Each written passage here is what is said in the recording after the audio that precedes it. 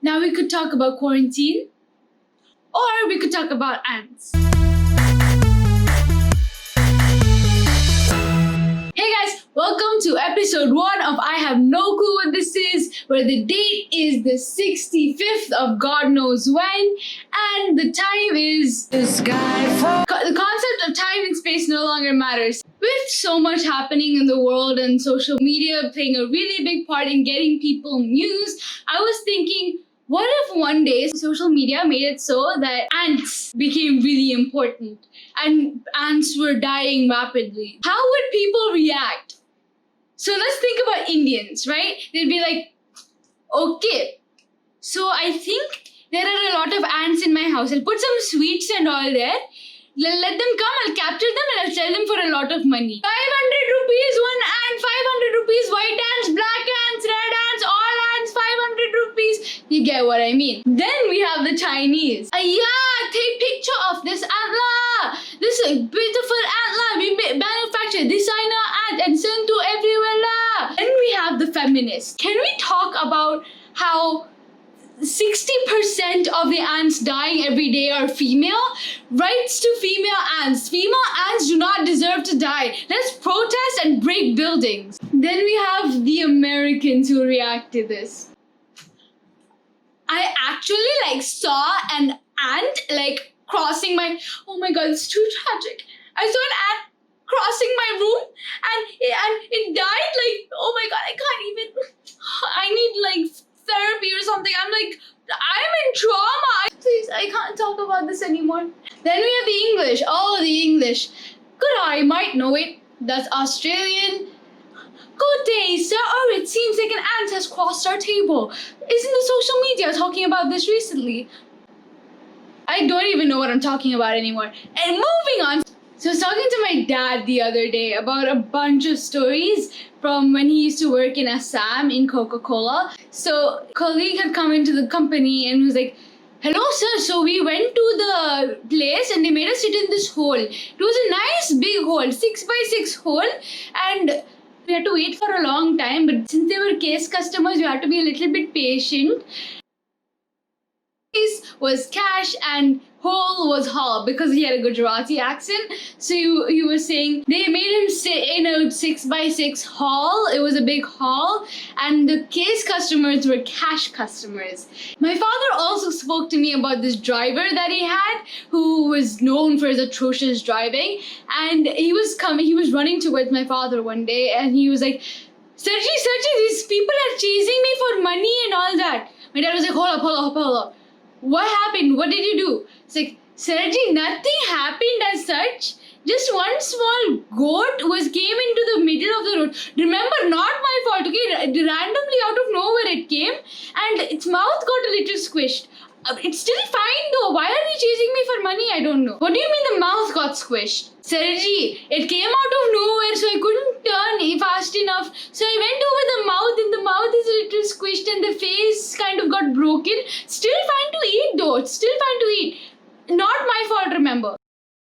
Same guy was asked to bring my dad's friend's car from another state. Brand new, expensive.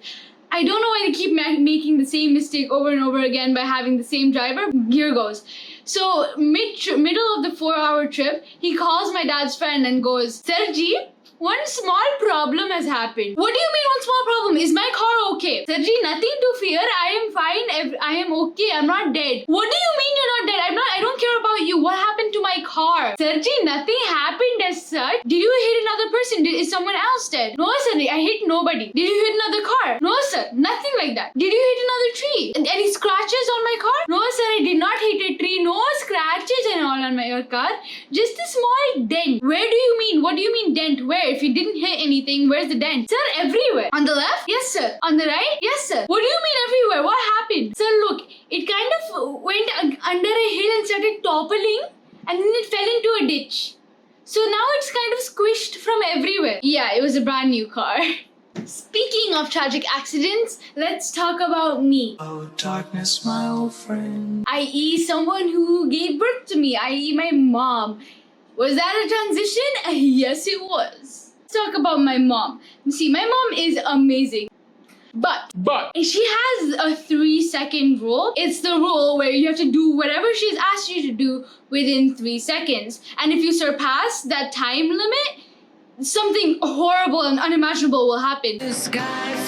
Nobody knows what horrible and unimaginable things will happen because no one has dared venture in that zone and no one's brave enough. Speaking of beautiful people, let's talk about art.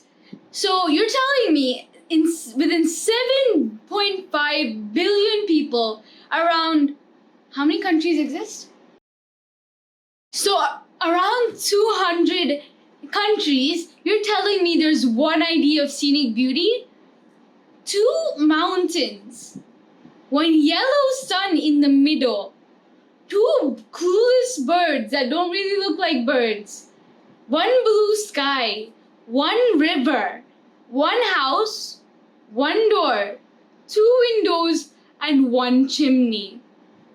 That is the ideal scenery for every child at the start of their art career. You're telling me in those 7.5 billion people, this is what every child draws? When talking about art, how can you not mention the one guy who's famous for his tutorials?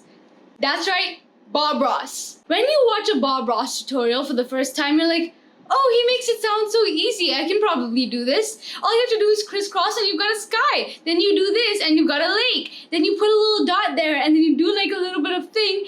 You get trees and voila, you've got a masterpiece painting.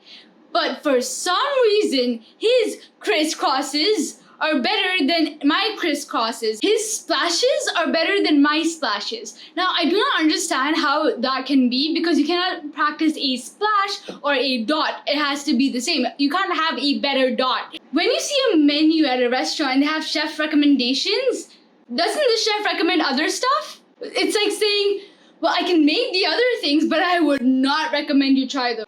With all the travel bans being lifted or something, when I was coming back from America, I was flying back from JFK Airport, and while I was putting my baggage onto to get it checked, the woman who was working on the baggage counter next to me started yelling at a man. He was like, "Don't you tell me what my job is? Are you trying to tell me how to do my job? Are you trying to tell me how to do my job? I'm sorry, are you are you getting paid? No, I am. So I know my job better than you do."